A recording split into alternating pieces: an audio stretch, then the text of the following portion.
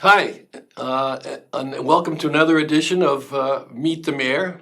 And once again, luckily, the mayor is here, ready to answer any questions that we have. Let's get started. The first thing is, we've talked about this a million times, is Herrick Park. And all the news, I think, is good this time around. Yeah, Let's talk about, first of all, the basketball court. yes. I think we have, first of all, do we have an overview of the park? There we go. Yeah, so the park is really shaping up, looking great. You can see all the new sidewalks around the entire perimeter. And to the left, which was what you can't see, is the other part of the park that goes out to Newtown Lane. And that area has the smaller kids' apparatus. So you have swings and things like that. There's a gazebo over there. And what we're doing is we're installing the basketball courts that were dedicated in, I think, 1973 to a young man who lost his life in East Hampton before going off to college. Let's put up the basketball court. Yeah, so there'll be two basketball courts side by side. When they were dedicated to Roy Mabry in 1973, they were out in the main part of the park by the where the tennis courts are now. So if you want to jump back to that last slide. So the basketball, as you can see, the three tennis courts. So the basketball courts were end to end, and they were towards the lower part of the screen as you're looking at the TV now, right along the fence line, and actually incorporated the sidewalk. Actually ran right through the basketball court, so it was kind of a mess. And it also, you can't see this on this screen, but between the softball field, which is up in the left-hand corner, and the baseball field, which is down in the right-hand corner, there's a full-size football field and soccer field that can be striped out. So if we left the basketball courts where they were, we wouldn't be able to have a full-size football field or basketball, soccer field. So we decided to move the courts to the front of the Newtown side of the park, which I think is going to be terrific. And we're really excited about this. The 50th year of his passing. Who was he? He was a young man who. Let's go. I think we have a plaque of his too. Yeah, he was a young man who was, by all accounts, I mean, this is before my time, but by all accounts, he was like one of the most athletic people ever to reside in East Hampton, and he had gotten a scholarship to Princeton, I believe it was, to play basketball. And my understanding is the summer before he was supposed to go off to college, he had the tragedy in Albert's Landing is where he drowned. Oh. So the coach Petrie, if you remember him back in the day, he is the one who organized this and was able to raise money and then dedicated. He was our basketball coach for many, many years. And he was able to raise money from the public and install these two basketball courts. And that was in 73, I believe. Yep. Then sometime in the late 80s, they fell into disrepair. And the village redid them and rededicated them to Roy. And here we are again in 2023, and they've fallen into disrepair again. So now we're going to move them to the front of Herrick on the Newtown Lane side. And I think they're going to be beautiful courts. They're going to have the plaque, the original plaque will be there. And also we are painting his name on the court itself. Terrific. So it should be a beautiful project. It's in the process right now, and it should be done before the first of the year, we're hoping. Well, that'd be terrific. Yeah, we're really excited about that. And we met with the family. Family is terrific. Longtime residents of East Hampton. And we're thrilled we could knock this out this year, especially on the 50th anniversary. Terrific. One more time, put up the original park, the overview of the park. Yes, he actually passed away in 72. I think it was. And then the courts were a year dedicated later. in 73. So one last thing is underneath where, to the very lower part on the right is going to be the park extension. Is that right? No, actually, the park extension is off of the Newtown Lane side. Oh, on the upper side. So there's a small road that runs off of Newtown Lane called Muchmore. Sure. And along that road, it was number 8, and we purchased that with CPF money. And we just recently moved, there were a row of hedges that divided that property from Muchmore and the park. And what we've done is we've moved that line of hedges to the Muchmore Lane side of that property. So now it's open, the park, it's part of the park now. That's right, good. And we also, Okay. down on the bottom here, at the end of Muchmore Lane, we acquired the Dayton properties, 4 parcels there. And part of it is beautiful tree specimens that Mr. Dayton had raised over many, many years. So that will never be touched. That will always be, those specimen trees. But there are other, but that's now, we've took down the hedge line there, and now that's incorporated into the park, and it's beautiful. We put some benches out there. It's a real quiet place. People can walk, read a book. It's very nice. It's terrific. I mean, it's really, Zachy, to me, I mean, it looks gorgeous. Yeah, I'm really, I mean, very, it's very proud of become- it. We have to thank the East Hampton Village Foundation for raising the money and getting us the funds. None of this costs taxpayer money. And we're really happy about the progress we're making with the It park. really looks like the jewel of the town. I remember I told you last time we met, that steel fence that was up, and Yeah, we I just, drove in one day and it was gone. It was we just replaced that entire fence line, terrific. and it just looks so clean, and it's the jewel of the village now. Yeah, it really terrific. is. And the last thing about it is, there was this lawsuit. Right. Where's that now? Well, there's a very persistent neighbor that doesn't want any activities in the park. There's an old comprehensive plan that is outdated that basically states, it's a roadmap for the village, and it's not law, but it basically states that there should only be a few activities in the park. One is the LVIS fair, and then there's a couple other things that are stated. Again, it's not law, and we have a different village board now than we did, 25 years ago. And that park was dedicated for the enjoyment of village and town residents. And we're just bringing it back into really good shape. And we're gonna have events there, and we're going to make it the center attraction for the enjoyment of village and town residents, and visitors alike. But we're certainly not going to stop doing what we're doing. And we were sued by the neighbor, went through that lawsuit, defeated him, then he appealed, and we defeated him again. So I don't think he's going to stop. I think he's gonna continue. Every time we go to do something, he is going to continue to sue us. And that's his right. If he wants to waste money, he certainly has that option. But we're gonna continue doing what we're doing. We're gonna make it a park that's enjoyable for our residents. I know, I think it stated somewhere that he said that he'd already spent $100,000 on this. Yeah, he had mentioned that at his last meeting, and I think taxpayers have spent about $5,000 defending this. We have a really top-notch lawyer, that's a village attorney that has been handling this. Good. And we, it's still costing money, but it's not costing what he's. What he's spending. The issue that I don't wanna run into is we're trying to make this a better place, and then if anything we start to do, he tries to go to court and get an injunction on us to stop work. And so far, he's been unsuccessful, but we don't know what the future holds, and that could hold up us for years in litigation, trying to make park improvements. Now, is there any other pushback other than this particular? He's the only pushback. Everybody else seems to be. Everybody else the other residents around the park have not raised any flags with us.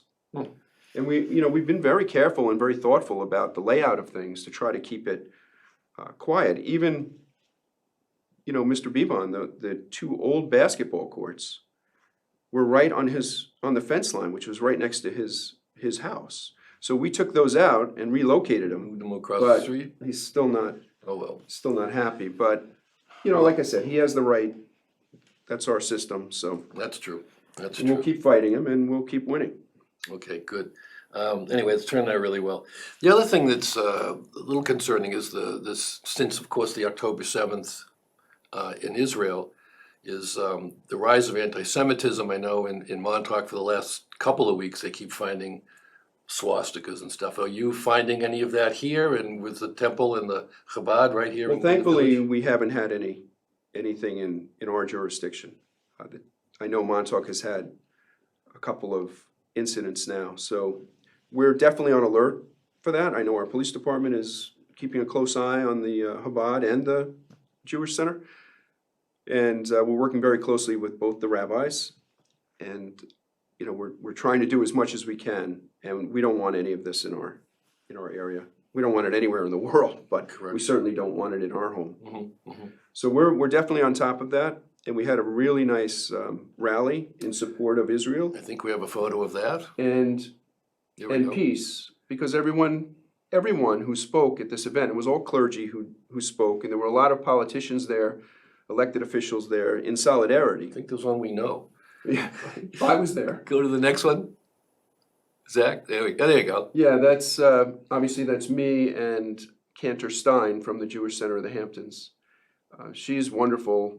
She sings at a lot of these events, and she's just beautiful, beautiful songs that she sings. But this was a beautiful ceremony performed by all the clergy. And even though everyone's in support of Israel's right to defend itself, everybody is very conscious of the innocent people that are in Gaza. So, and everybody stated that at the Good. event. And nobody wants to see any of this happen, but I support Israel's right to defend itself and rid themselves of this Hamas. It's just not, it's never going to go away. I can't imagine having to live like that in fear of never knowing when somebody's going to attack you. Oh, it's amazing. So it is just horrible situation all the way around. So But you guys got your eyes on it, and so far nothing really. yeah, and untoward. this event when our police department really, the police department, the town police department, and Sag Harbor all combined together, and we had a lot of security for this event, not knowing what might happen, and thankfully not one incident. So everybody was there, everybody was safe, and it was well done. Good, terrific. Now let's go to the ambulance.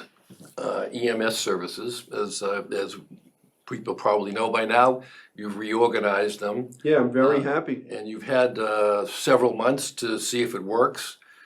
Give us a little update on, Yeah, so- on where we are. So we decided to take over the ambulance back to the village and not use the ambulance association that had been in contract with the village for many, many years. And there's more to that story, but without getting into all the details, that was the decision that was made, and that took place May 1st. And that was very controversial, as I Very remember. controversial, and it was all about, there's two sides of the story, obviously, but my side of the story is we were trying to add paid personnel to assist the volunteers in responding to this overwhelming number of calls. And they were resistant because they feel that adding paid personnel will destroy the volunteer service. But it does not. And this model is done all over the United States. And it's done all over our community. Every department out here has paid personnel. So we were having a lot of internal fighting over that. And that's when I finally decided that we would take it all back from them and run it ourselves. So that new ambulance EMS department took effect May 1st. So there's two two sets of numbers that you have to look at when you want to see how we're doing. The first is your first responder. So the way it works is 911, you call 911, you're looking to get an ambulance for a medical emergency. So you'll call 911, 911 will then put out the call on a pager system to all volunteers and paid personnel. If it's, let me back up. If it was just volunteers, the way it would work, they'd put out the call to all the volunteers, and then you would wait and see if anybody signed on as a volunteer to come in and go to the call. So you wait, depending on the call, you would wait between 3 and 6 minutes to see if you got a crew together to take the ambulance to your house. Right, to very last 6 or 7 minutes, just 6 to 9 minutes, depending on the call. If it's a serious call, it's 6 minutes. If it's a not so serious call, it's 9 minutes. Right. And that's based on the dispatcher who is trained to evaluate the call. So after that, say 6 to 9 minutes, if no volunteer has signed on, then they would send out mutual aid tones to neighboring department. So let's say East Hampton had the call and it was at a town hall. And nobody from East Hampton came on the radio, so we couldn't get a crew. They would then call Amagansett. And again, you would go 3 to 9 minutes, see if they got a crew. If they didn't get a crew, then you would go to Springs. If they didn't get a crew, you'd go to Bridgehampton. So as you can see, This gets to 6 be to a half, 9 minutes. this gets to be a half an Could hour be a long time. before we even get a crew that Right. wants to do it. So, exactly. That's not getting to the ambulance even. Right. So back in 2013, we started adding paid paramedics. So that's the person who's going to be the first one at your house. They have what we call a fly car. They have their own car. They're sitting in the firehouse. You call 911. They hear it. They're out the door. They're usually at your house within, depending where it is in the jurisdiction, but within 3 to 5 minutes, they'll be in your house. Then the second part of this is now the call's still out there, waiting for volunteers to come and get the ambulance. So again, same situation. If you don't get an ambulance, you have to go to a neighboring department. It's called a mutual aid. And it happens to everybody. You have to have backup plans because sometimes we only have 3 ambulances. This summer, sometimes we were out with all ambulances at the same time. So you would have to get another department to cover a call. There's just no one left. Right. And the other departments have the same problem. Any problems?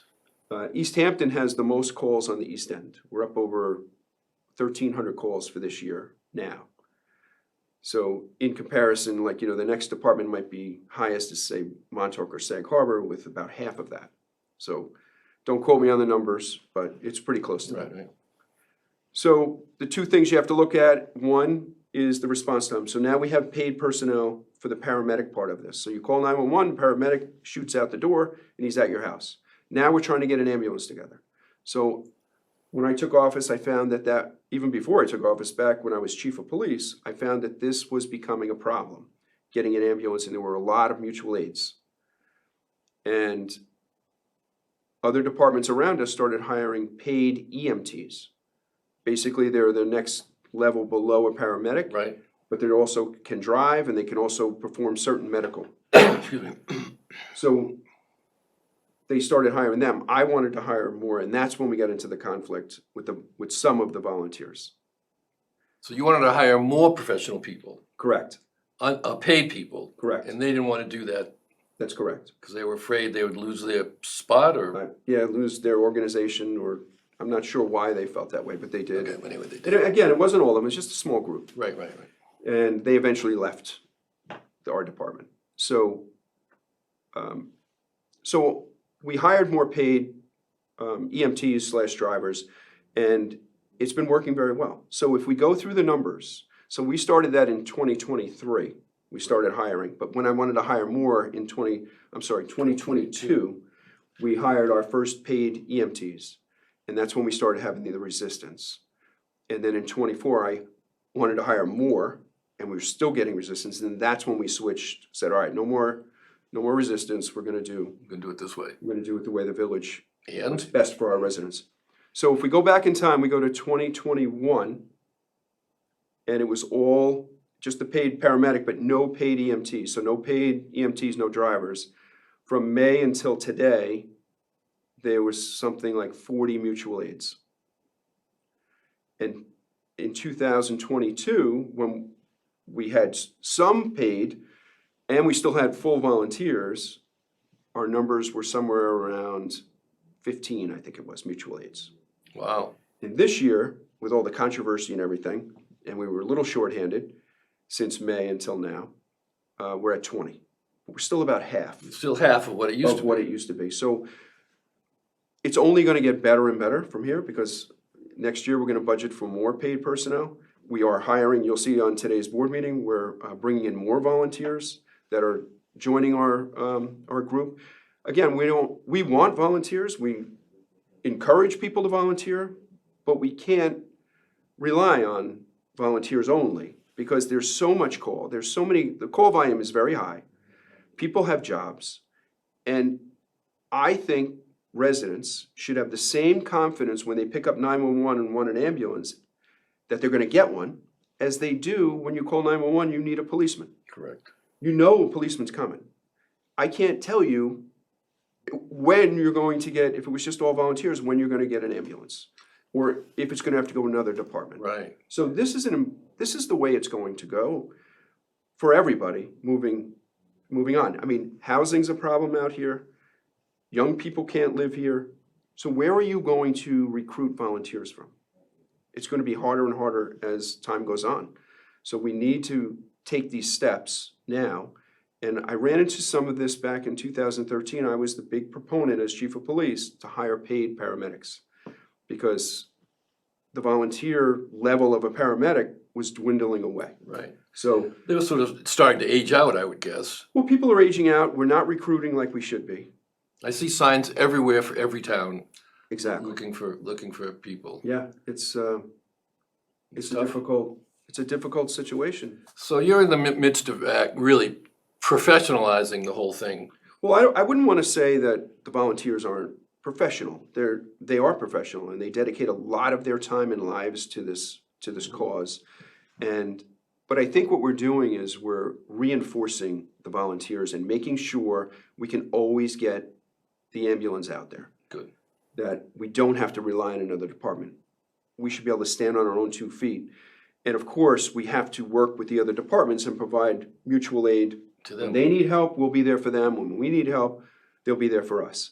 And that's been working very good this summer. And I think when you don't go to that well so many times, it's easier for departments to help each other. Yeah, When definitely. you're not constantly asking Yep. over and over, when you're not even responding to your own calls. So I think it's working very good across the board right now, across all the departments. There's 5 departments out here that we all work together very closely.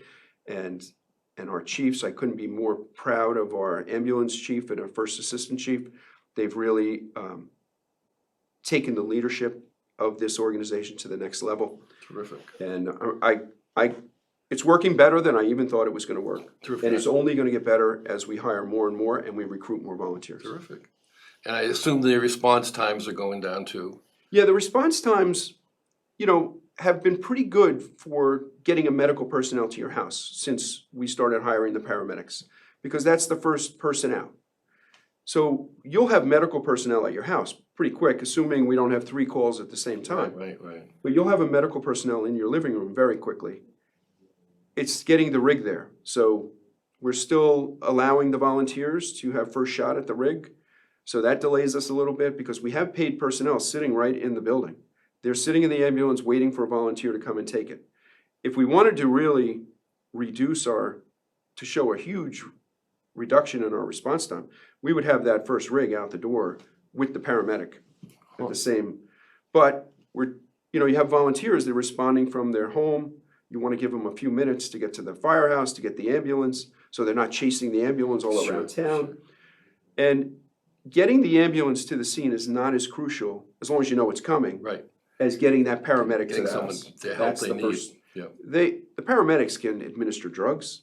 They can hook up EKGs on you. I mean, there's so many things. I've been on a lot of calls recently, and our paramedics are dynamite. Terrific. So Well, speaking of that, you also have the emergency operations, brand new well, emergency operations center, yes? no, it's not brand new. It's remodeled a little bit with Maybe some new that's- furniture and some new I think we have some photos of better that. equipment.